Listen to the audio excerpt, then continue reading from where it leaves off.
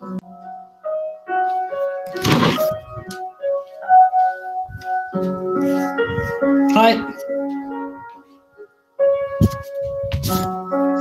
Hey, Rav. How are you doing? Hello, guys. Hello in the new year. Hello. Happy New Year. Are you drunk? No, I'm still drinking. Look, Ah, I just can't stop drinking. I don't know. Fuck. I'm yeah. fucked. Well, I started to drink on 21st of December and didn't finish until nearly New Year's Eve. I couldn't drink on the New Year's Eve, you know. Really, Yeah. you are too fucked up. It was over.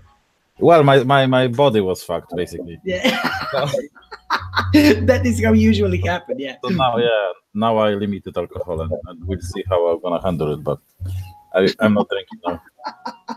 At least not until for next like 2 weeks or so or 3. That's good. That's good.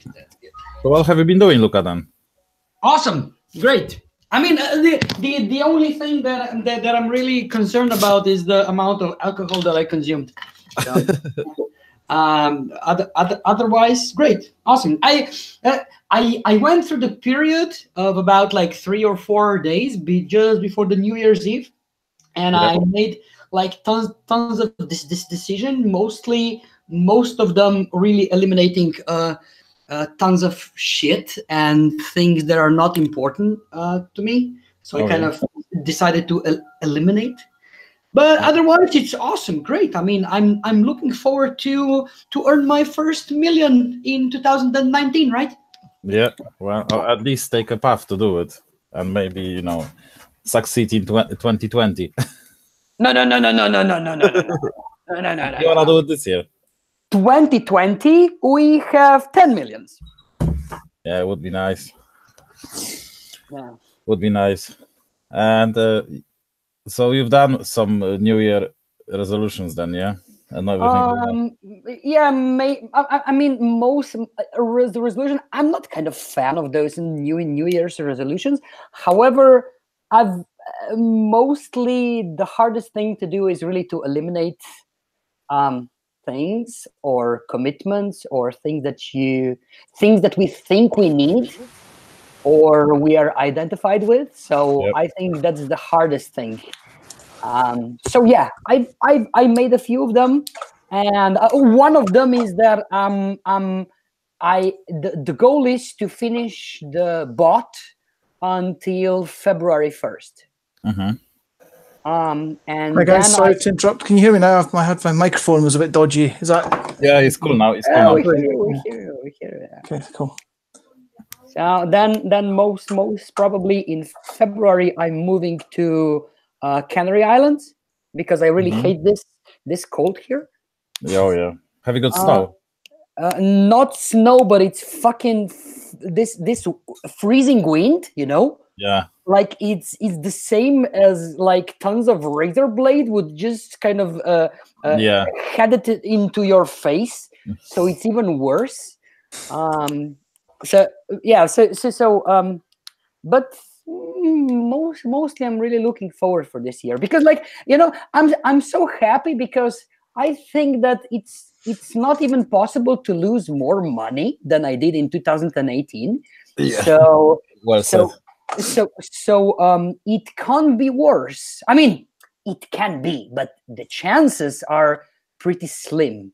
So probably you're not gonna lose like 80% more or something. Exactly. So and one of the things that I chose to believe is that the amount of money that I've lost in 2018 was awesome because it forced me to really learn and to prepare for the opportunity of 2019. Simple as that. Because so the percentage loss was unbelievable. Probably 80% or something. But the actual amount of money that I've lost is around, let's say, 10 grand or so.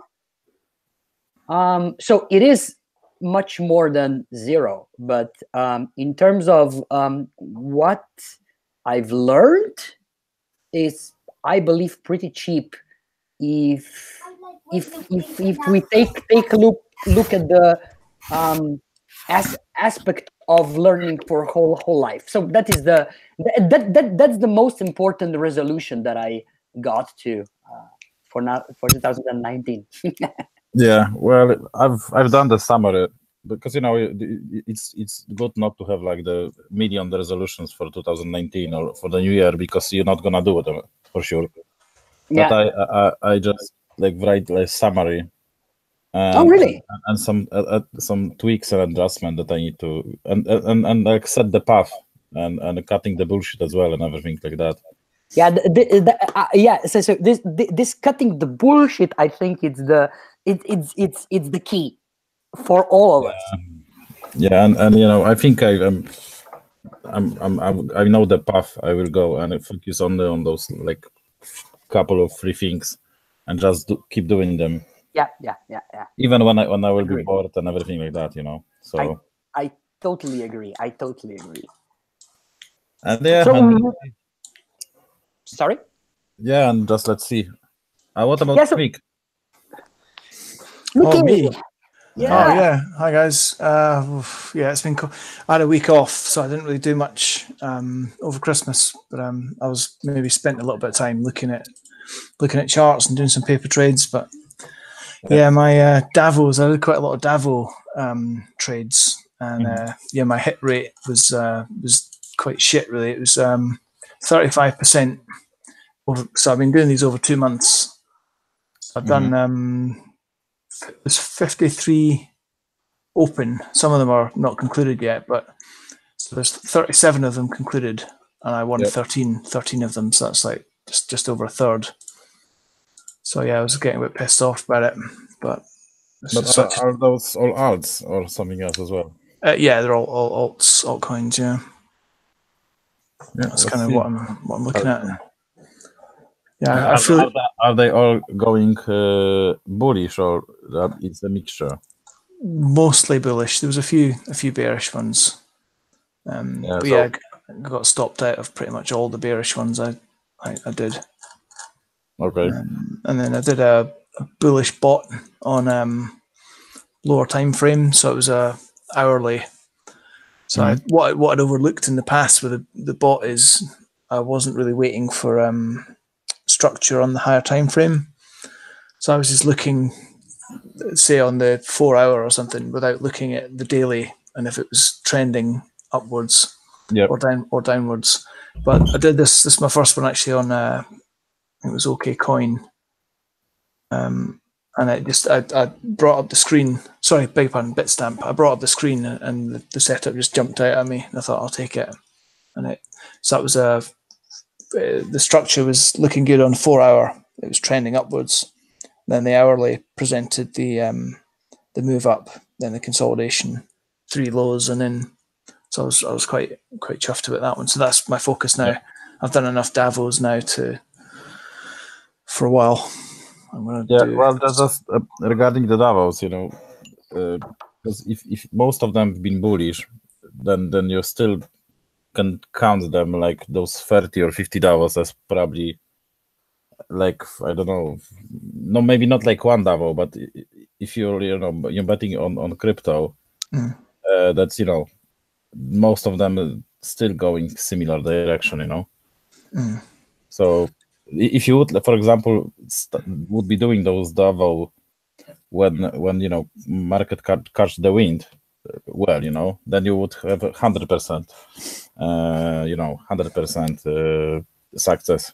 Right. But it just depends, what the market state was when you've been taking them. Basically. Yes. Yeah, I'm going to be really careful of that in future. But it was good to get the experience and to get the practice, because I can quickly do the analysis and mark up the chart and log it all and stuff like that. So it wasn't a waste of time. It was quite good. Well, yeah, it was awesome that you've done that many ones, because that's the only one way you can Because I think Grim does like 100 paper trades whenever he tweaks a setup or goes to a new exchange. He does 100 paper trades. So I don't know how much time. It must take him a long time to do that.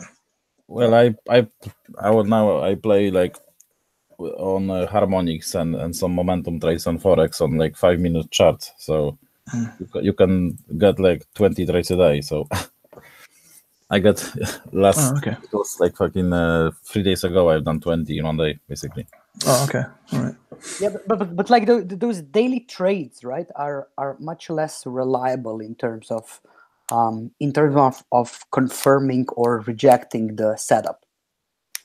Well, I think it's pretty much maybe. Well, it's more aggressive playing. I think more like if you got like good like playing the kill zones, for example, yeah, then you can even play 1-minute charts and they well, it's pretty much the same shit, to be fair. But it's really fucking maybe not stressful, but you have to be fucking focused a lot on it. But yeah, but I don't recommend to anyone. I've done like 50 trades now or 60, something like that. I'm on I'm slightly winning, and we'll be continuing to do them. So I'm target to do like 200. Did you say the bot? Sorry, Raf. Did you say you wouldn't recommend using the bot? No, bot is fine. No. Okay, sorry. I just mean, yeah, but bot is fine because it works everywhere basically, and both directions you can play it basically. And it's like about the number of trades to confirm the strategy, right? So I was really diving deeper into this, and like the statistical theory is very complex, but like this rule of thumb, which is very, very useful, is that 50 trades. It's this rule of thumb which can tell you whether the strategy you're working on is reliable or not. So just number 50, and that's it. And it doesn't matter whether it's day trading or swing trading, doesn't matter. Yeah, but you know what the thing is? Doing those trades, like let's say first 20, you probably don't know what you're doing for the first 10 trades. You know, you don't like take the setups or exact setup you want to play. So and what I noticed doing so many trades is like you really like start to feel the market and the candles and everything, you know. You can like sure. So that is why I'm saying it's a rule of thumb, right? Yeah. So I'm working on like a few daily trading strategies, and the problem is that I have about 20, 25 trades, and the strategy is extremely promising, but it's simply from the statistical standpoint of view, it's not reliable until there is around 50. So, but of course, on 4-hourly, it's much easier than to. It takes a lot less time to paper trade or backtest 50 trades. Yeah. But then, from my personal experience, when going to lower time frame, let's say hourly time frame or 15 minutes or 5 minutes, as you mentioned before, or minute, right? Then a lot more noise gets into the strategy. So in my personal experience, I would say that day trading would require more than 50 trades. Yeah. This is just my opinion. Okay? Yeah, I would agree. Probably, I would agree with you. So this is now, and it all becomes like very balanced decision between whether you have tons of time, like 2 years, to find out the strategy, or on the other side of the spectrum, you have a lot of noise, which is basically kind of destroying the strategy, or no, it's showing you a lot less precision in the strategy. So then, like, this sweet spot between all of this, for me at least, was 4-hour chart.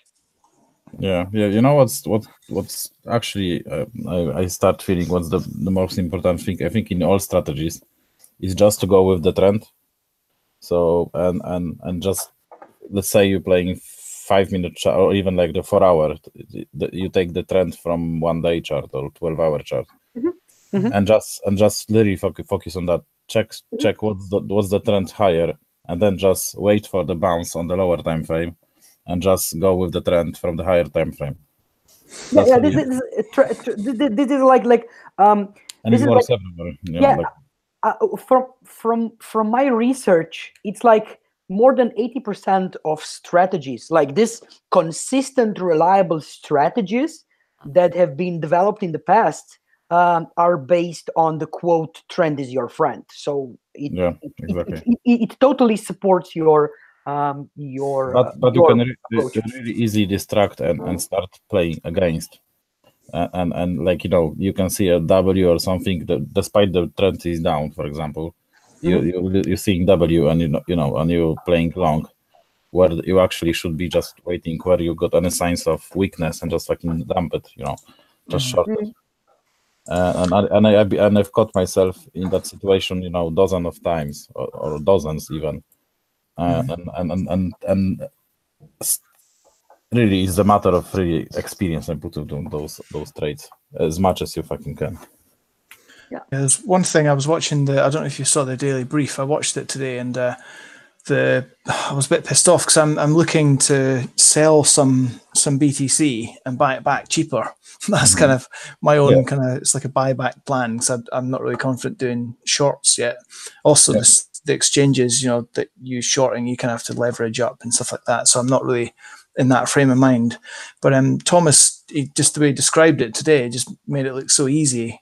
I'm just trying to pull up the chart, but I was going to just check out. Towards the DB, I was doing some other stuff. So he said it was easy. Yeah, he said it was very easy. Just to, the divergence was there, and it was all a piece of cake. And I just think that's maybe I'm not keeping a close enough eye on it than I should be. But I'm just pulling. I mean, if you want, we can look at it on my screen if you want. Yeah, sure, share it. Yeah. We can't see it at the moment. Screen share. Right. Presented. Oh yeah. Right. So what I think he was looking on he works on the hourly. I think I've been playing around with some of my settings as well, which hopefully it's. And some of these setups, like the El Tango, the Davo, some of these scripts that I'm using. So this is Alex's one, this El Trottinator, whatever that is. I don't know what that is yet. But hide some of this shit. Hi, Carlos. Hi, everyone. Hey, Carlos. Happy New Year. Sorry. Happy New Year. Happy New Year. Nice. Drinking, Carlos. Drinking. Yes. Oh my God. See, that's drinking beer. Yeah, it's a porter, coffee porter. Okay. Bloody hell! I've said to myself, I'm not going to drink this year. I'm setting myself a target, so it's kind of. All right. Okay. That's the fattest lie I've heard. Well, it's easier to say that you seriously limit the alcohol intake. Exactly. So at the end of the year, you can say that I limited my drinking and all that stuff, because you are really easy to fail if you say like that you're not gonna lowering the amount as opposed to just not limiting. No, guys, limiting. Yeah, because there are situations in life where nobody bloody fucking knows what that means. Look, I mean, because if you really want to, let's say, quit drinking or like limit it, there are some occasions then when you meet some particular people that you have to drink with them a little bit. Yeah. Of course, you're forced or you die. Yeah, I know. Yeah, I know. Man. I know. Yeah, like the TRI meetups. Yeah, oh yeah. Exactly. If you don't drink in TRI meetup, right, you get slaughtered. Like exactly. But all right, but it's a good goal. I think it's not healthy. That's all. It's just not healthy. Like I'll say, normally I don't drink in January. I'd normally give myself a month off, but Of course, because you're so drunk during the December. Yeah, okay, look, mix up. Yeah, so sorry, Carlos, guys. Carlos, just to say, we're talking about the daily brief, and Thomas said that it was an obvious short that he took, and we're just going to discuss how obvious it was. And so he said that there was some structure. This is the 60-minute OK Coin chart. Yeah, it looks very head and shoulders, doesn't it? But he was saying, I think he was talking about.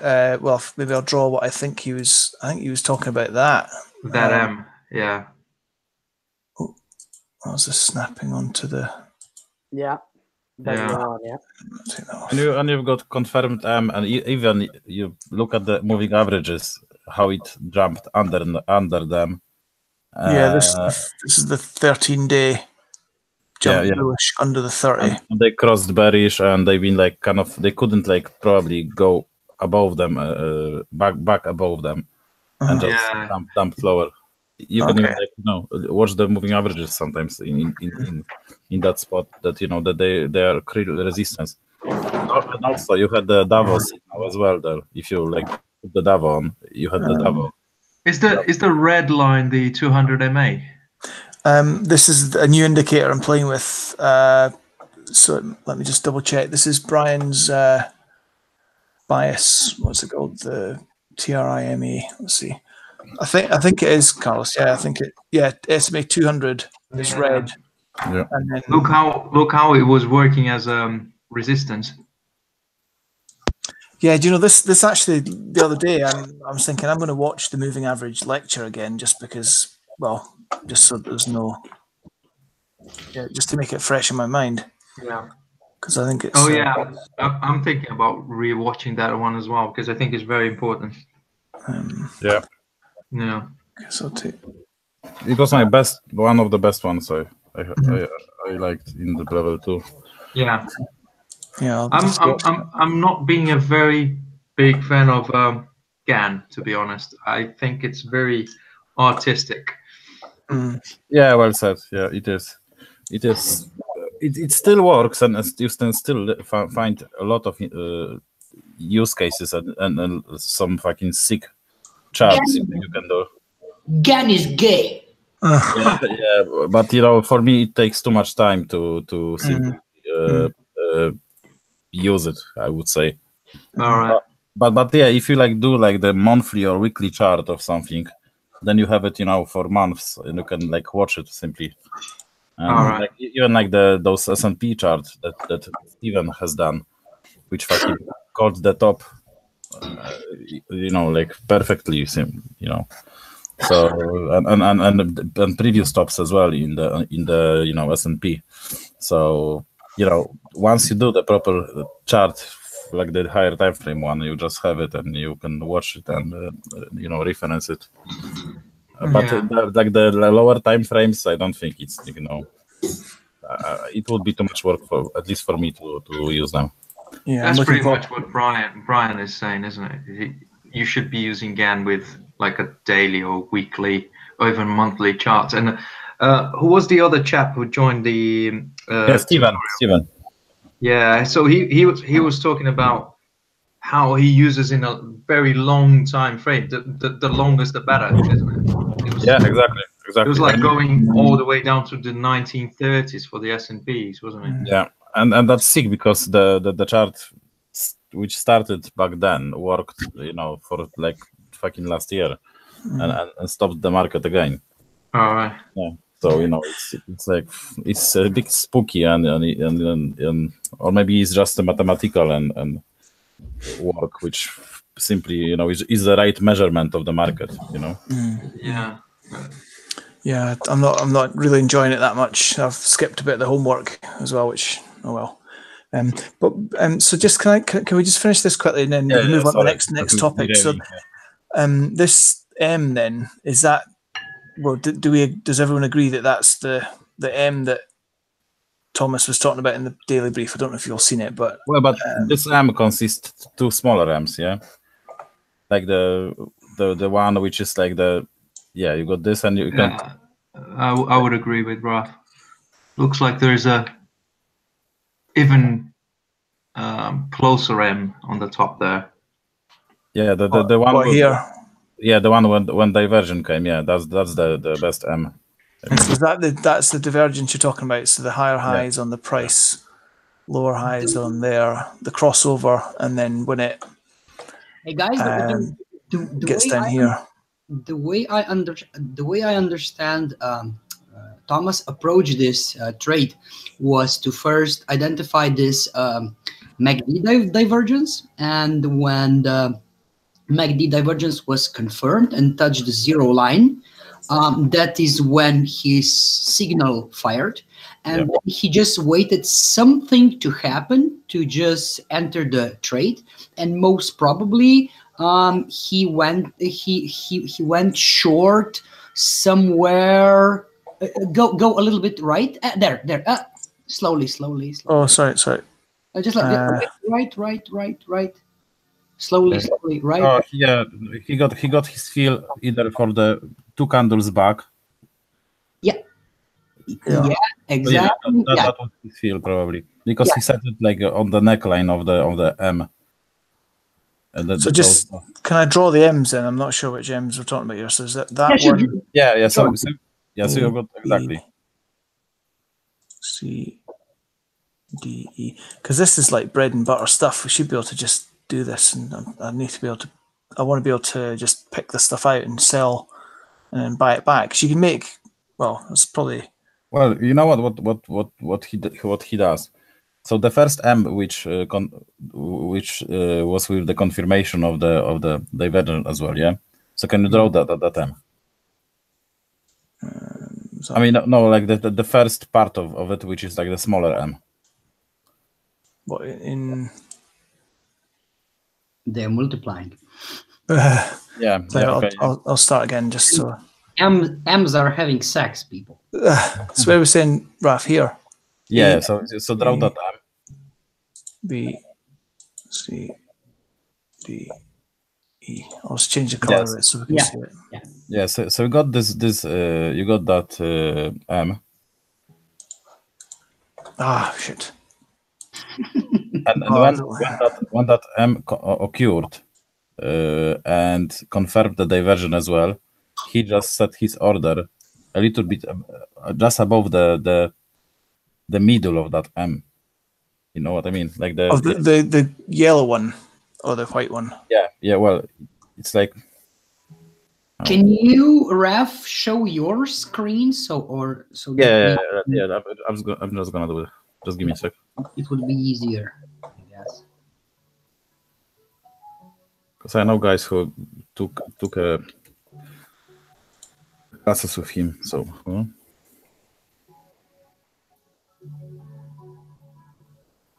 I'm sharing my screen now. We only have Smiley. Yeah. Gotcha. To są another chart. Yeah. So he basically had that M here, and then this last leg of the M confirmed the diversion, and then he said, and then he sets his order at the neckline of the M. I mean on the and probably is there so this is the low. Are you sure? I think isn't like I believe that Thomas is using candle body lows as a entry of the shorts. Well, I don't know. That's simply the he probably couldn't even like put one order here and one order like a bit higher. Let's say. But this is how how Wayne been playing when he was playing his setup, and just waiting for the M to confirm, divergence to confirm, and then you just catch the retracement. You know, sometimes the retracement can be even like higher somewhere here, even sometimes. You know, so you're you're a bit too low, but he just catches the confirmation of the M, and you get probably nearly like 80-90% you will get the feel, and are able to play it like that. Yeah, I that's remember on the meetup, Thomas was saying to me that, well, I'm trying to do like swing trades, and he's saying, okay, you could actually use the 4-hour charts to recognize the patterns, and then you go to a daily to see what Trend. like the trend of the market, and then you go to 1 hour to actually enter a trade. So I wonder if he's, if he's just drilling down into the 15 minutes chart or half an hour chart to find an entry. Maybe. In this trade, I don't think he needed. All right. But sometimes he probably is, yeah. Yeah, so he used a very good analogy. He said, but when you cross the street, you look both ways. So, oh yeah, that's a very good analogy. Yeah, that's true. Especially you're not from England and you are, yeah. and you find yourself in England. Yeah. And guys, it's like this the same all the same 3-step process, yeah.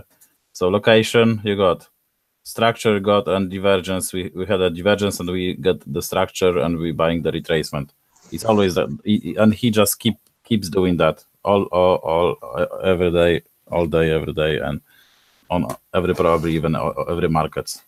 Was that the reload zone, short reload zone? Yeah, yeah. Okay. You got location, you got like diversion, you got NM, then you got little pullback, and off you go. Where's your fib drawn from there? Is that from the bottom of the range? Yeah. Hold on. Oh, so you've got your extensions on as well. That's why I'm confused. Yeah. So yeah. So that's the yeah. I got, because I use a lot of extensions. So yeah. Oh, okay, cool. That's clear. Yeah. And probably we will get something like that. Now let's like that, like the small pullback, and then like probably dump down here somewhere. Yeah, it's not easy, is it? But then when this was in hindsight, it's easy. You look back, you go, "Oh yeah, it was obvious." Yeah. But then, yeah. Having the balls to pull the trigger. Do you know there was something on? I think it was London Tonight. There was a program a few days ago, and it was showing you these people that are trying to make a living from trading. Yeah. And it had this one guy. He used to be an antiques dealer, so he had a bit of capital behind him, and he took a bit of time off, and he's been doing it 7 years, and it shows you him getting up really early, reading the news, getting onto his FX terminal, and he's not made a penny in 7 years. He's breaking even after 7 years. And I was thinking, oh my God, you're not doing it right. And then there was a woman who she was using a demo account. She turned a test sum of 300,000 into 1.5 million. Wow. So she thought, all right, I'm gonna take it for real now. So she sold a kidney or whatever it was. She got $6,000 and opened up a proper account. And I think she was like too scared to enter the market. And then they had this other guy who was absolutely bought a Porsche, and he was absolutely making $1 million. So much, in fact, that one of these hedge funds has approached him and said, "Can you trade for us? And here's a £50 million book to play with." So that, yeah, there was like 3 different types of day traders. Yeah, well, also it's like I've had like the guy. Well, when I was doing some courses at prop firm in London, they say that they had a guy who been printing money like crazy on demo account, and then when he's been given like 20k account, he couldn't fucking trade. Simple as that. It's psyche. Yeah, so it's I slowly like maybe changing my direction a little bit, and maybe even when I play Forex now, I play the minimum lot I can, but I play using real money. Just to like, it will be easier to increase the stake than to go like from moneyless trading into money. Like, yeah, I see. Yeah. There was I don't know if anyone saw my post in the lounge yesterday. I sent an email to one of the guys in the TRI group because he was posting up some bot setups. I posted him a couple of questions, and he says, "Oh, come on to Hangout," and he walked me through one of his setups for like 10 minutes yesterday, I think it was. Yeah. And I thought it was really awesome for him to do that. It's kind of the purpose of that story was that he's actually been trading full time over it for about 12 months. And I said, how's it going? Are you profiting? He says, I was up until Bitcoin kind of paused at around 6K. He said he was doing really well. So I thought that gives me hope then, because I've been off on my sabbatical for 6 months. So I don't want to spend more than 6 months or I'll run out of money. So yeah, I got the trading Bitcoin, like on daily basis, like day trading. This fucking chart is not clean. It's you find like probably some of the Forex 5-minute charts being fucking cleaner. You know, Chop land. yeah, and even this 1 hour, it doesn't look like, well, like for me, like some people can trade it and they trade it, you know. It's okay, but just playing lower time frames, it's like it's fucking it's not clear that you know, for me. But maybe I do something wrong, or I don't know. But it's, I don't know. The Forex chart sometimes look like other assets, or even like the other altcoins. Their chart looks sometimes like clearer. But that's only my opinion. So there's not many gaps, I noticed, because I was looking at, I opened the BitMEX account this week. I was looking through it, and I was watching the DOM, and it's just it's so fast. And I had my little gap script, and there was hardly any gaps I saw at all, if any, on some of these big, like Bitcoin and. But have you, Raf? Did you do the test in order to activate the perpetual inverse swap thing? Because there's like a test you've got to do now. Because I was trying to load that part on the BitMEX screen. It said, "Oh, you need to go through a test to prove that you understand what the fuck you're doing." Well, no, I've got an old account, so I didn't have any test. Yeah, so but like just for example, 15 minutes, it's not tradable for me. You know, it's fucking. I hope you can see those. Yeah, it's very difficult, isn't it? Like, try to find an M or a W there is very like. But maybe 1 hour and up, then maybe you can do 4 hours. Definitely, you can see some nice Ws, and probably some like trend line breaks and everything. Yeah, okay. Yeah, they really open you with welcome arms on the BitMEX site. It's dead quick to set up an account, set up security, and it's all really fast. And it's like, yeah, just quick, send us some Bitcoin now and get started. They must chop up a lot of people. Right, yeah, it's in on their interests, isn't it? I think the demo, when you watch the demo thing, it's using like 50x leverage on the sample. All right. Oh, it might be on this screen. It's using 50x. Yeah, well, yeah, you got 100 here. Yeah. 100, Jesus. Yeah, and on 100 on Bitcoin is fucking, you just open the position and it closes nearly fucking the other fucking candle, because it's probably it's not possible to play 100x on Bitcoin unless you really like know when to enter, like on 5-minute or 1-minute chart. So you know that it's not gonna like because the like little like the wick or tail on even like 1 hour, you just got liquidated. Maybe the 100x is to use it when you actually are in profit from the lower leverage thing. Then you like take the money back and then increase the leverage, because the Grim was saying something about like that, about doing that shit that you can, like, when you are in profit, you can take the money and leave the position on like very high leverage. I don't know how they do it, but you can do it, I think. Yeah, look pretty scary. Oh yeah. Where do you trade, Raf? I'm still in the Forex land on the lower time frames now. I do float loads of mining stuff now. I got like 3 rigs now, and I'm thinking about strategy to mine and also to be able to hedge the what you mine a little bit, and how to fucking basically the whole strategy, because it's not like you just mine. Well, you can do it, but it's probably not the best idea. You should probably just mine, use those some BTCs that you mine to buy some shit coins, so you can like double your money that you mined.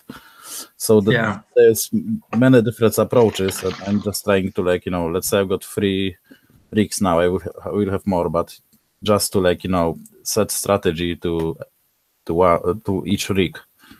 What's the thing? The 1 or 2 will be like mining only and just hodling, but the other 2 will be definitely more aggressive approach. So yeah. So 2020, not a Lambo, straight up a Bugatti or whatever. Yeah, well, yeah. Why not? Or maybe I would prefer to buy like the proper Mercedes. To be fair. But yeah. Oh, the AMG one.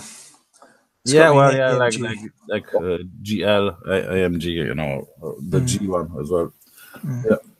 Yeah. Carlos, what about you, Ben? Then can't hear you.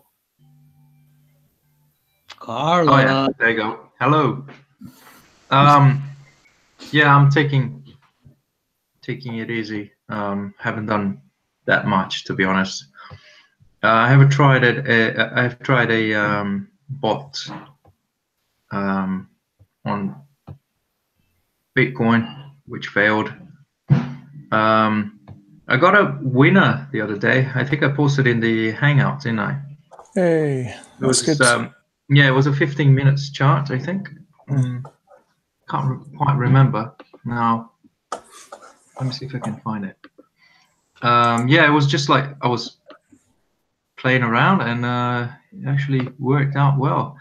I think you've mentioned if I had trading stops, I would have made quite good money, Mike. Yeah. It's this one here. Let me share my screen.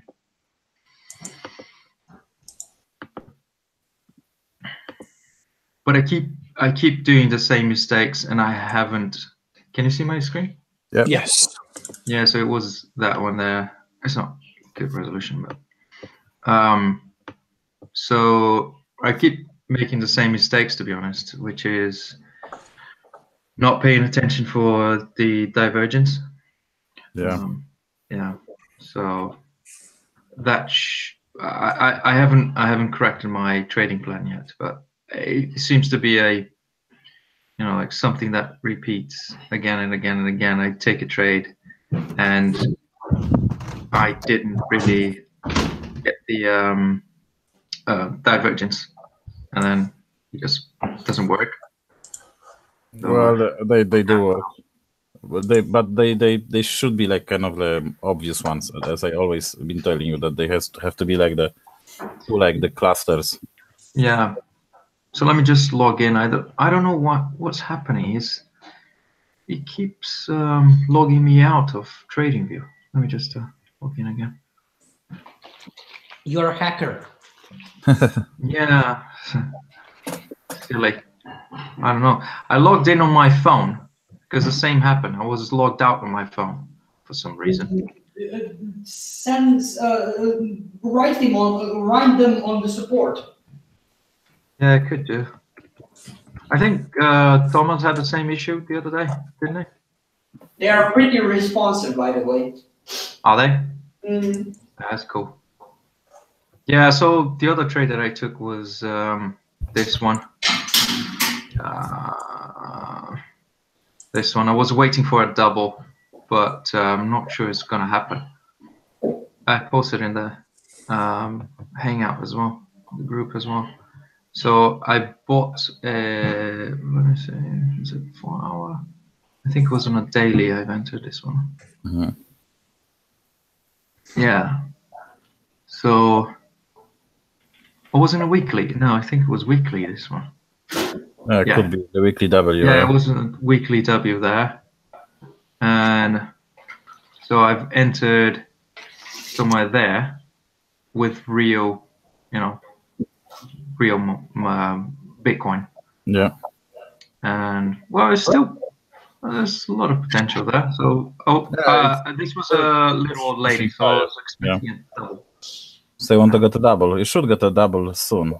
Yeah, I think I've entered somewhere there because I've actually market bought the my entrance. So Isn't that a V V bottom? Sorry, isn't that a V bottom? No, it's a W there. Can you see? That's a one EMA, one MA. Sorry, this yellow line. So it's pretty much the close lines. Yeah, probably you just entered, a bit late, but yeah. So if I would have entered here, then I would have gotten a double already. So yeah, I think here's my double, 0.5 somewhere.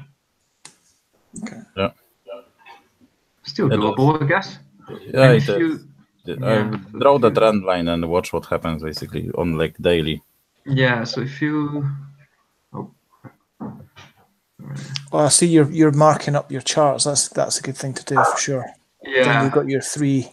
Because I keep them in for each setup. I've got in a little text note for each one. I just copy and paste.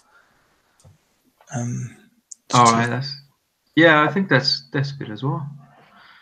So from there to there.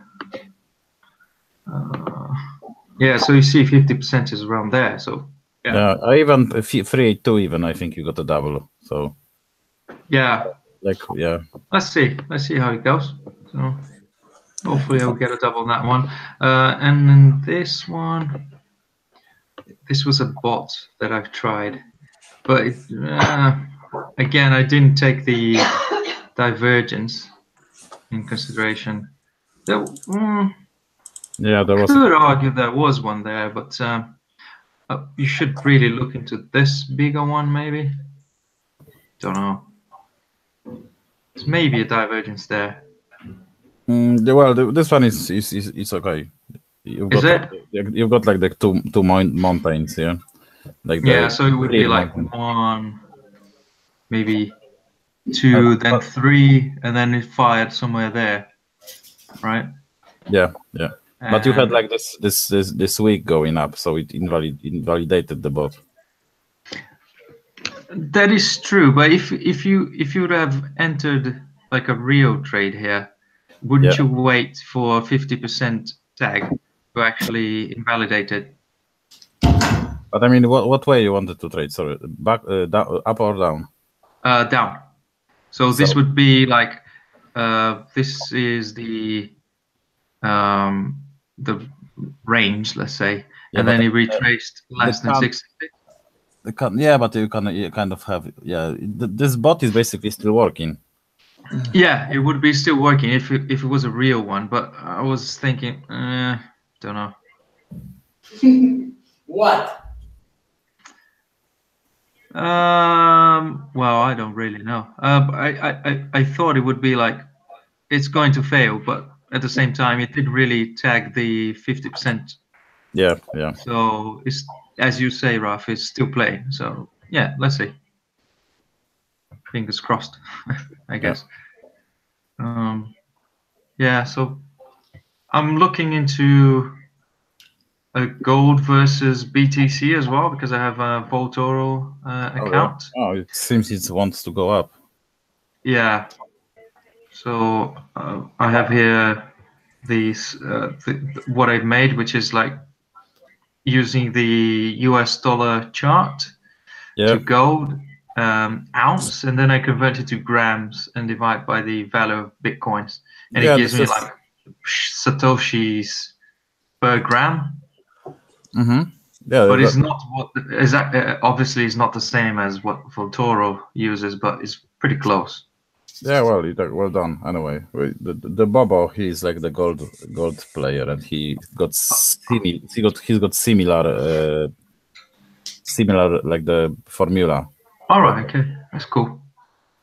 And then I have here also the gold and go to US dollar in ounces, and then Bitcoin to dollar, and then I can see the sort of relationship.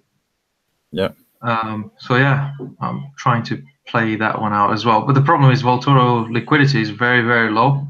It is, yeah, I know. So, well, it was like 20% premium. I mean, you could buy. It is. I don't know how it is now, but it was like when we had like those huge drops, you could buy gold basically 20% cheaper in Vaultoro than on the spot market. Yeah, if you see here, it's like 116,000 Satoshi, and here is 106. So it's like 10%. 10,000, yeah, 10,000 less. So yeah. Okay. But the problem is, it's only small positions. So you can't really be a big fish. Otherwise, but we've been thinking with the guys to like even try to make money because of those differences, because they are sometimes huge. But the thing is, you need to have gold somewhere else to sell it for more, higher price than to buy it on Vaultoro cheaper, you know. Oh right, yeah, I see what you mean. So you'd have like you'd need to have US dollar versus ounce of gold somewhere. Yeah, and be able to sell it physically, basically, and buy it back on Vaultoro. Or sell it to USDT, maybe. No. The thing is that you need to have because Vaultoro usually the price is lower than like official price of gold, let's say, yeah. Mm-hmm. So you need to have gold somewhere else to be able to sell it, like the physical gold, and then you can buy it back on Vaultoro. Simple as that. And even that take fucking deliver or something, or I don't know, because we've been thinking like about some stuff like that you know, put 10 grand or something, and you know, if you got 20% discount, you know, good. Yeah, you can actually request the physical gold from Vaultoro. Yeah. So yeah, it's pretty cool. It looks like you have been pretty busy, Carlos. You said you've not been that busy. You've done quite a lot of stuff there by the looks of it. Well, it's been 3 weeks that we haven't really talked, so it's not that much, really, to be honest. Yeah, guys, I will show you how the 1 minute chart trading look like, because I just found the chart I've been playing 2 days ago. All right, cool. I think that's it from me. So yeah, you can share your screen if you want. Can you see my screen now? Yeah. Yeah. So look, that has been my trades just before New Year's Eve. And, right. And it was like 3 hours, 2.5 hours. So those been the winners, and I just kept it because I got plenty of like sideways action that I burned money, but some of the like the risk rewards here, or even like this trade here, I just entered the trade, and 2 minutes later I was fucking done. You know, I had like the 4.5 to 1 hit, and the thing is that this red dildo went fucking lower even. How do you work that out, Raf? Is that candle patterns or? Well, no, it was simply because I still use harmonic software, and it has like the amplified indicators, and you can see when the shit rolls over, and also you know, you can see the whole range. So it's 886 here anyway, you know, the FIB, and it was too violent. Simple as that as well, yeah.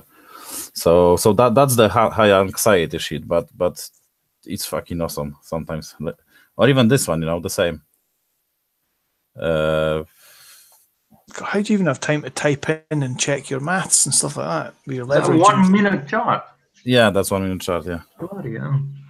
So yeah, it's quite addictive, to be honest, but I enjoy it at the moment. So but is that you know, 4 winners in a row? So you they've been you 4 made 4 winners in a row. But for example, like an hour. Yeah, but because of it's like a bit stressful. For example, this 6.36 trade, I closed like here, so it was much less, you know. So when I like posted the trade or like make a screenshot, it was like that. But when I was in the trade, I was doubting myself: is it good or bad? And fucking, you know, and that's the trade management issues, which you know all of us will have, because you either just hold it until you hit it, like which is probably the best, but sometimes you doubt yourself and you wanna, you know, like outsmart you know. So could you adjust your stop midway through? You could maybe change your stop level, bot level. When you do it, when you trade MT4, you just move the stop down, and you know everything is like, you know, you take a trade, just click right mouse button and just open the position. It's quick, you know. It's so, you know, but yeah, this is what I do now, you know. So cool. It's fun, and you know what this is this one is the fucking. It was really nice feeling, to be fair. Yeah. But then I want done. Four winners in a row.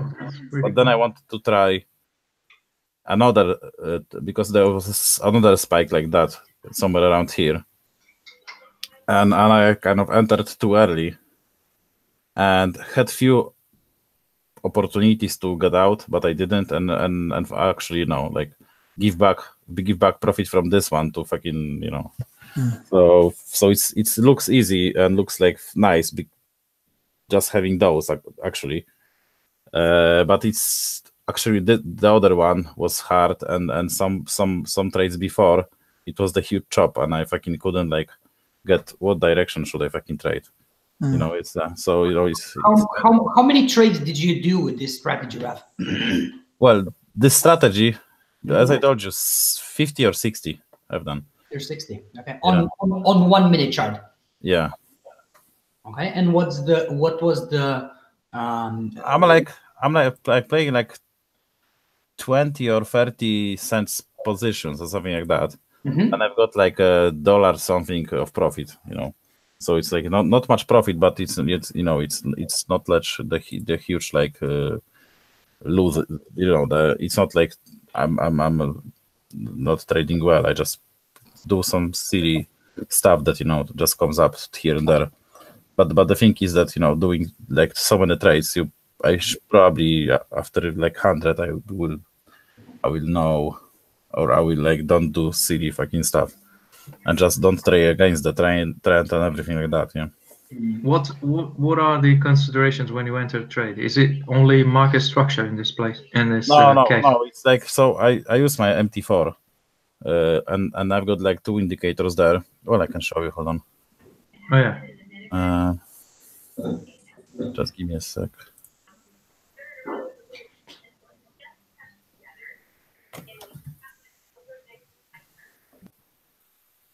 I just need to launch Windows on my computer. Hold on.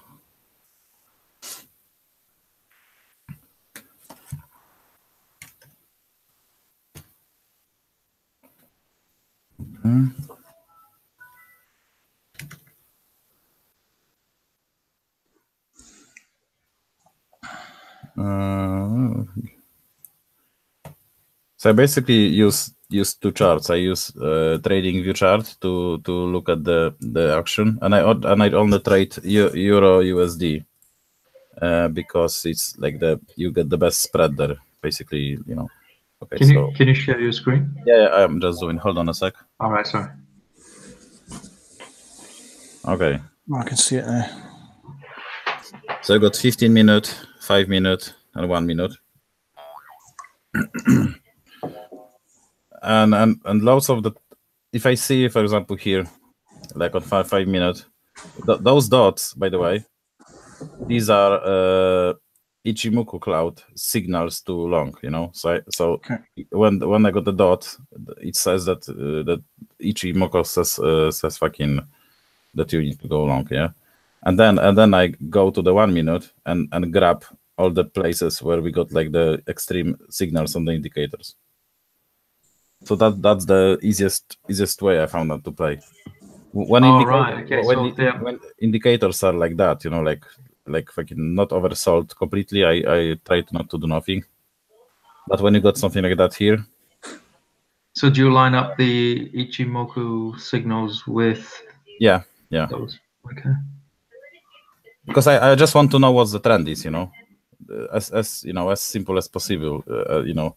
So if I can see that 15 minutes, 5 minutes are going up, then I just hand pullbacks on 1 minute to like and look, let's say you're trying to catch the thing here, yeah. So you're risking not much. Oh, sorry, because it's fucking keeps shifting. Yeah, so yeah, you're risking not much here, and then the risky reward is high, the same as you've seen on the trading view screen I posted, yeah. And yeah, so simple as that, and it's you look at dumping nicely. Can you see it? Oh wow. You'll be chopped really bad there. Yeah, but you could argue probably you could like draw a trend line here and wait for the break, and look, Ichimoku signal switch to bear here. Can you see it? Yeah, before it actually dumped. Yeah. Cool. So would you only consider the signals below that line, like stupid, or do you also look at market structure? Well, here, this one is a perfect setup actually here, on this 5 minute. So yeah, look, it was like, because it's MT4 is fucking horrible in drawing lines and everything. But it was simply a short here, really. Break the trend line and fire you. Cool. So this is what I do now, just to show you, So it looks messy. I enjoy it, to be fair. I will report you next week how many trades I've done, and you can like keep me accountable, Luca, for that. Absolutely.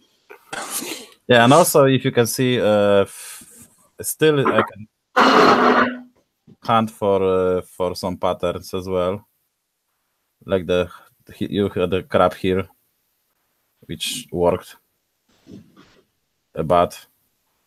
But ideally, when I like want to play harmonics here, I wait for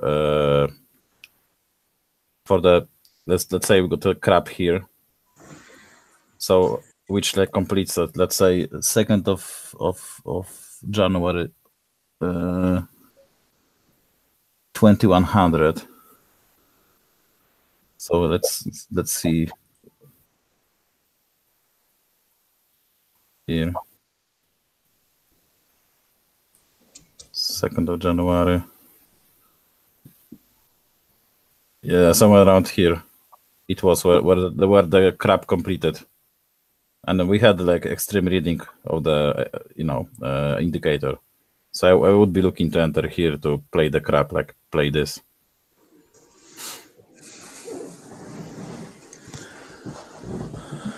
But yeah, it's messy one, I think. Doesn't look clear, I guess, for you. I don't know. Yeah, it looks okay. It just looks very high octane, high stress. Oh yeah, it is. Balls of steel. Yeah, well, but sometimes if you're like not sure if you take the trade, yeah, and you're not sure if you are right or no, then go to the fucking toilet, and when you are come back, you know what happened. Okay. Yeah, guys. Don't touch it. Yeah, I enjoy it. It's like, and I haven't enjoyed trading that before because it's like I usually don't like to wait, too long. That's cool. Thanks for sharing that. It's really looks interesting. Yes. And way to go with the 4 consecutive winners. Really good. Yeah. Oh yeah. Thanks. All right. Shall we go around the group and just see what we're going to do? Because I'm really struggling with setting targets. Like I sit there at my desk in the morning and just wonder what the fuck I'm going to do all day. So I need to address that by having a plan. But if you set those targets, do you do them actually or no? Well, I don't set the target. Oh, you mean the sort of fortnightly target or the weekly target that we set here? Even like you wake up in the morning and you got something to do. Do you? Well, have, yeah, I do. I mean, so I've got a list. I'll say like open a BitMEX account or learn how to use the bot, or I've installed and started running that Kairos application on my Windows machine here, Mhm. so I can set my own exchanges, and all it is a screen scraping tool that goes into TradingView, clicks through each of your watch list items, and then sets an alert using one of the PineScript setups, like the Davo, for example. And so it'll send you a text message or a TradingView email with Alright. the text. It's quite handy. So if anyone wants to set it up, I can point them in the right direction or help out. It's quite decent. It runs. It's the Python. He's written it in Python, so it works. It's quite good. So this Kairos, can you install on your own computer? Or? Yeah. Because Yeah, Alex actually asked me recently if I want to have like the signal forwarded to me. So it's like it's generate signals and send it somewhere, yeah. But not to the website itself. How does it work? Because well, I know how it works in that case, because when you run it, you can configure an email distribution list. All right. It'll send emails with screenshots and things like that. I can't quite get the screenshot bit to work, but it's just a case of configuration, and Sen is quite helpful with it if you have any questions. But if you need a screenshot, the easiest thing is to use headless driver from Firefox. You're using Selenium, right? Yeah, he's got Selenium can capture screenshots. But I think that it might be a permissions problem on my computer, because it said it couldn't find the specified directory. But it's the easiest way. Look, the easiest way to make a screenshot is by using native Firefox headless headless function, and it does just like in the background. It opens Firefox without the real window. It's all working on the background, and then it just and you just point it to the right URL, and then it takes a screenshot of the site. It's like it has nothing to do with Selenium or anything. It just this native function from Firefox. Yeah, I think it's Selenium that calls the code to say take snapshot. I think it's just it's a configuration issue that I've got. That there's a big Python configuration file it's maybe an issue with the path or something I'm using, or I'll resolve it. But I think the point I was making is that I think Alex has added Brian onto his distribution list as well. So whenever a signal comes in, Brian will automatically be emailed with I will see how it goes. He adds me, and I can let him know to add you as well if you. Oh yeah, why not? I mean, is it Alex as in the level 2 TA Alex? Yeah. Yeah, So he works really hard. He's always in every channel. He's a monster. He's almost everywhere. Yeah, I don't have time sometimes to visit the lounge, and but some of the guys they're fucking every day, all the fucking time. Because he's writing scripts and stuff, like amazing indicators and things. He doesn't share the source code, but he makes it available for you to use on if you follow him on TradingView. Yeah, so I when he says okay to my email or whatever he uses, then I can ask him. Yeah. Okay. Thanks. Yeah. Cheers. No worries. Cool. I used to be more active in the lounge as well. Problem is, at work now we have they changed the whole office. We have a new office, and it's completely open plan, and it's what's called it. We're doing like hot desking, and you don't have a desk designated for you. It's like whoever gets in first gets the best desks, and I tend to get in quite late, and I get like only the shitty desks by the corridors, and then everyone can see what I'm doing. So whenever I open a chart, people are like, "Oh, what are you doing?" Well, I don't want to be trading at work, right? Or in the lounge, like whatever. So whereas in the past I could do it all day if I wanted to. Yeah. Yeah. Oh God! So whoever comes to work earlier gets a better desk. Yeah, it's a race. It's pretty much a race. Whoever gets in first gets the, seats by the window, and CEO. Well, could you not just leave your jacket over the back of a chair before you go home at night? You can't. You're not allowed to do that. People are starting to do that. What's that? They would just move the jacket, like. Yeah, that is. I'm typically when I'm traveling around the world, I'm in this this co-working places, and I typically use this hot desking because it's the cheapest. And yeah, like the best way to to take the most out of it, the best strategy is to work when nobody else works. So like do it during the night or something like that. But otherwise, yeah, of course. The problem is there are core hours that we're expected to be in. So between quarter to 10 and 6, between quarter to 10 and 4 o'clock in the afternoon, we have to be in the office. And then you have like flexible hours within those core hours. By the way, guys, just to change the topic now. So who's going to Vancouver? I'm planning to go. Mam glih Hangout z tymi z Londona, dajte pokličem Park, kasneje za 15 minut. Ajde, čau. I'm going to Vancouver, of course. Guys, yeah, I'm planning to go as well. Listen, because the Warwick, he like has access to like cheap flights. I don't know where he gets them from, but I'm waiting because now he sent me like the offer for flights for June, so it's a month. We need to wait for offers, to get offer for July, but it was like 250 a flight. Return. Oh wow, that is good. Yeah, and it was like to Seattle, so we would have to travel from Seattle to the Vancouver, but it's like 3 hours drive, so 2 hours, so we can It is actually perfect because my wife and I want to go to New York first, so we would like to spend a week in New York and then maybe a week in Vancouver, Canada, somewhere. Okay, but but the thing is that the flights will come, and let's see. I will update you when I know something more. But the prices are awesome. Oh, grand, cool. Thanks for that. Yeah, no worries. And even then, Luca would have to come to London. Then we'll fly together. So.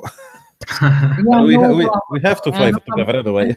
But it's like this cheap flights, right? So from my personal experience, it's like this skyscanner.net. It provides the cheapest flights, and usually like there is no cheaper way. Maybe for 2%, 5% cheaper, and this Sky Scanner would just find you a flight like for next week or so. So it's like this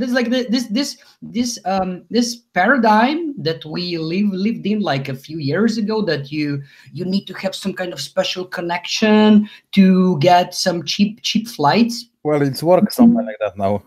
In my personal opinion, like look, if I check now skyscanner.net, most probably I can find the cheap flight for maybe a little bit expensive, like maybe like 5% more expensive, and I probably could book it 1 week before the meetup. That's just my personal experience. All right. So you think if you leave for last minute, then you might get even better. And we can also compare when Rafi is having the information of the cheap flight. I can just jump on Skyscanner and just check if there is a real big difference in price. In my personal opinion, that is just the story of yesterday. Yeah, well, it's still my personal opinion. Once again, look, I just got click the link, and actually you can find this flight that we've got linked to. and it's for 270 now. So yeah, and you can find it on Google Flights. So yeah, so it's not like it's like secret club, but it's still like 33% of the price we'll have to pay at that at like to go to Vancouver. So I mean, yeah. Cool. If I got a good date, good price and date that I want, I will buy the flights, and I will let you know. Sorry, when is the actual date of the meetup? Because they said any time between the 29th of July and the 5th of August, isn't it? Yeah. There isn't like a specific date. It's on this it's on this document. So between 29th and 6th, and I think I will spend there like a fucking week or something like that. Okay. Yeah. So yeah. Or maybe like 6 days, because you still we will waste like 1 day to travel or something like that. So. Yeah. I've never been, so I don't mind. Yeah. Never been to Canada or the US, so yeah, don't mind. Cool. So I think Luca is the last one to update on what he's been exactly. doing. Just a second. He's just been to the toilet. Oh, but bad timing. No. I'm eating and drinking and everything. All right. Just a second. Yeah. So like I don't have anything very interesting to show you. Luca, what about the time management thing? What? The time management thing. Yeah. So this is the thing. I suggest we start, let's say, next week, and I think the best. So look, this time management stuff is it's like every learning. It's like there is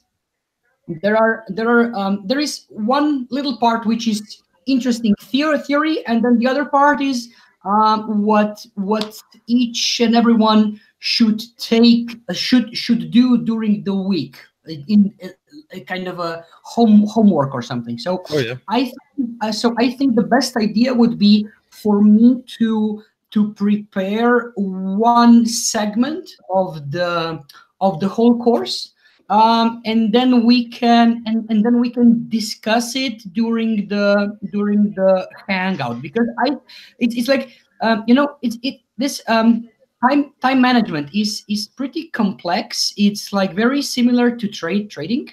It's not like a very exact formula. It's just some kind of context in which everyone can find its own way. Find its own way to use those tools to deploy into his own way of organizing time. So I think the best idea would be for so we need to all agree with this. But my idea would be to make a module by module videos, so everyone can watch that video during the week, and then we can dedicate, let's say, maybe 20 minutes during the hangout or something like that, and we can really work on specific questions and specific maybe challenges each and every one of us have, because like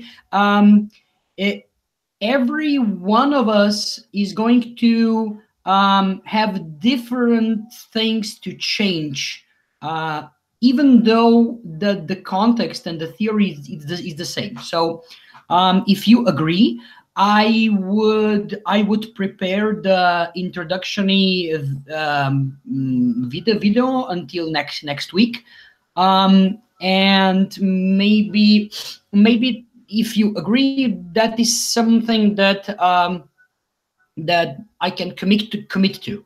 So, but I just want to be clear here.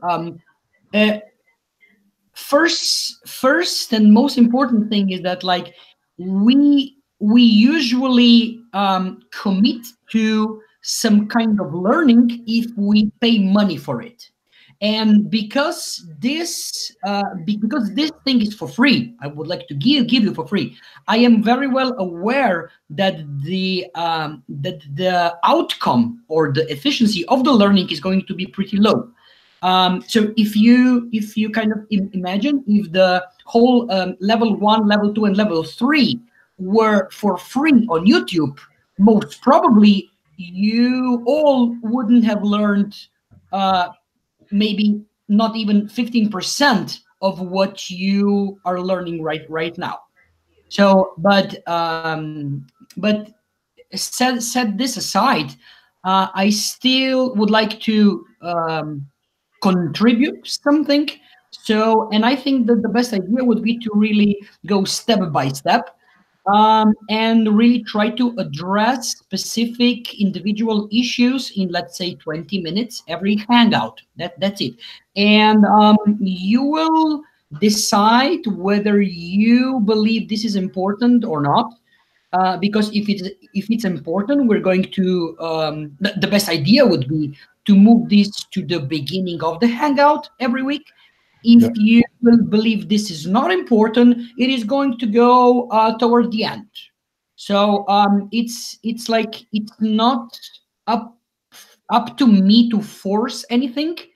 Maybe more that I present the context, which triggers a lot of questions that each and every one of us have, and then we can try to help each other, and I can also help you from my experience to address those challenges.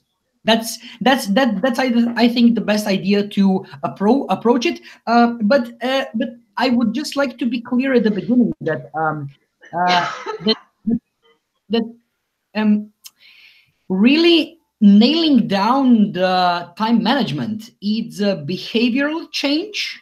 So it's not something you can read and know, but it's something that needs to be deployed and exercised, trained. So I think so that is why I believe the best approach would be to gradually start with basics and then put layers on top of it. And we see how it goes. Like, you must understand, there is tons of theory here. There is the understanding how brain works, and it's pretty complex, very similar to how markets work.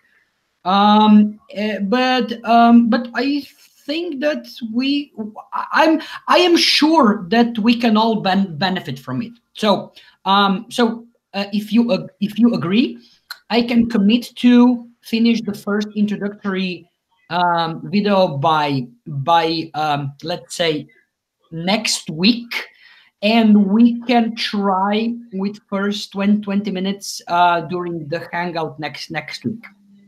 Oh, so you mean we have to watch the video before the hangouts and yes, I think that if we sure.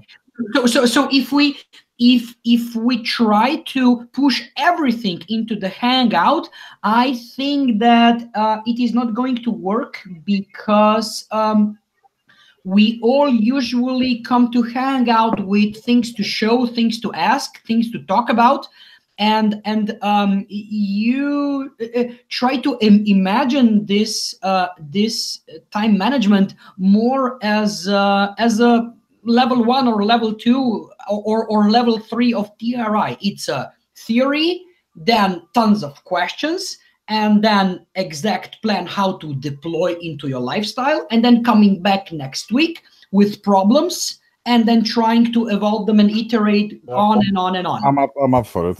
I'm up for it. Yes, sounds like a good plan.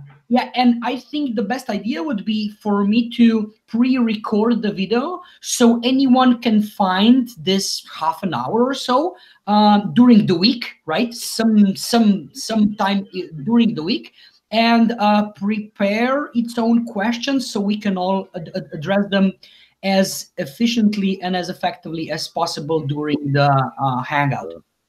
Yeah, I've got some psychedelics for you, as an exchange. No, no, look. Toward the end of the course, I'm going to touch briefly on nootropics and on psychedelics and how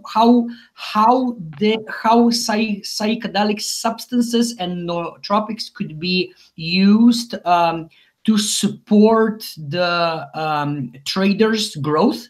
But it's something that it's funny, it's cool, but to use it in a proper way to really practically mitigate risks, it takes quite a lot of exercise and especially exercise in right mindset. So this you might be aware that like the whole Silicon Valley is totally swept away by microdosing of different substances they are using, and reality is that it is extremely useful, but understanding what are the risks and really minimizing risks and really understanding, not believing what I say or it's written in any book, but really understanding what are the risks, I believe is the best way to really get familiar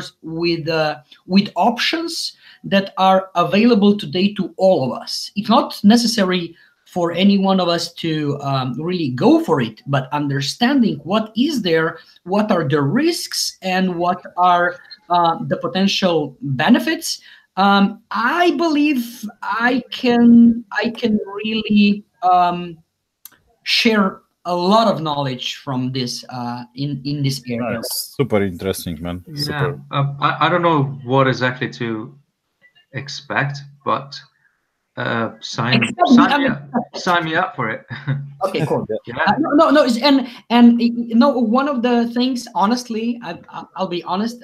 So I was thinking about one of the exercises that I do pretty regularly is really what can I contribute, and I really so this is the thing that we were talking with Raf in TRI UK meetup, and I think that this time management is something that is not only beneficial to our group here, but maybe to almost anyone who is entering the TRI community. And the way I see the whole thing is that if we can nail the right way that we can all see the benefit from it, it might evolve into something that I believe would be extremely beneficial to anyone who is entering into this trading. I fully agree. Arena. But is that something that old dogs? Is that a trick that old dogs can learn? Absolutely. Yeah. Okay. I mean, absolutely. It's like everything can be learned. The trick, though, is that the learning process is taken in a way that the reinforcement feedback loop is established as soon as possible, right? So not that, let's say you want to learn to play drums, for example. The trick is not to get the best theory in the world. The trick is to learn something that sounds so good that it gives you this reinforcement feedback loop that you don't need additional willpower to stay on track and to be self-disciplined, that it kind of pulls you automatically into this learning process that on long run produces this compounding results with really high probability. Yeah, so it's like you need some sort of reward because your brain is pretty much fed on rewards to keep on going and keep it motivated. Absolutely, but this reward is not, it's simply to explain it and to talk about it in theory. But when somebody asks himself what is the right reward for him, right? That is when the whole question becomes much more tough, because the experiences, memories, desires, aspirations, and frustrations are a lot different from me, from Raf, and from you, right? So we are different people. However, the context of how to deal with them and which tools to use, which psychological tools to use, have been developed throughout human history from as far as we know, from ancient Babylon. So and it's nothing so extremely new that you're going to hear.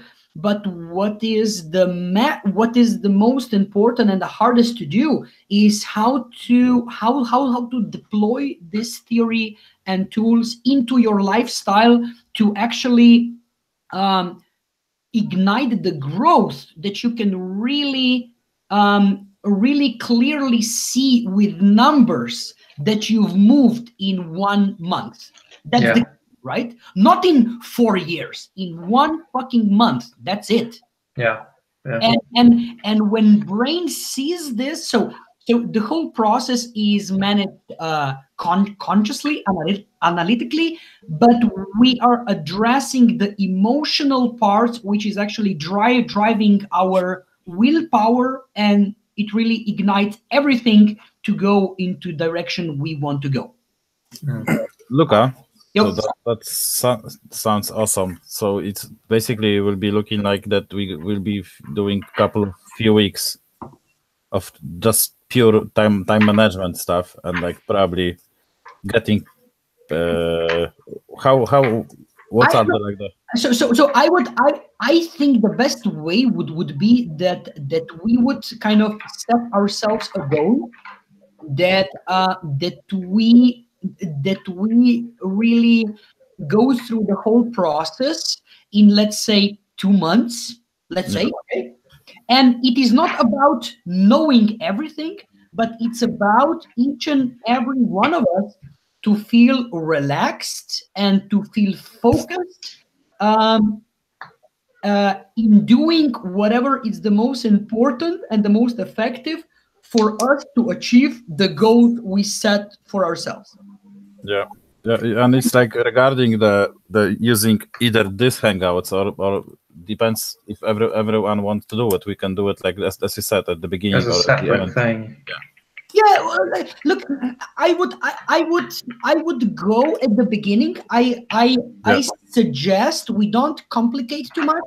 So like I said before, if you don't get so if I am not able to translate the picture of this being so important to you in, let's say, 2 weeks, 2 or 3 weeks, then it means that I am lousy teacher. So let's see how it goes. But for the start, I wouldn't complicate too much. I will just meet for the next week to do the first the first overview of how are we going to approach the whole challenge, and then we will try to use our own feedbacks and together with theory and try to really build the solid tools that are going to fit best into achieving our own goals. That's just the easiest way to go about it. Yeah, man. Yeah, I can't wait. I fucking can't wait. Sign me up for it as well. I'm interested. Cool. All right, guys, I have to shoot as well. Yeah, let's wind it up maybe. Yeah. All right. Okay. Great one. Cool. It was a pleasure, guys. Hope to see you guys again soon. Yep. Bye-bye. Carlos, bye-bye, Luca. Okay, bye. Cheers. Oh.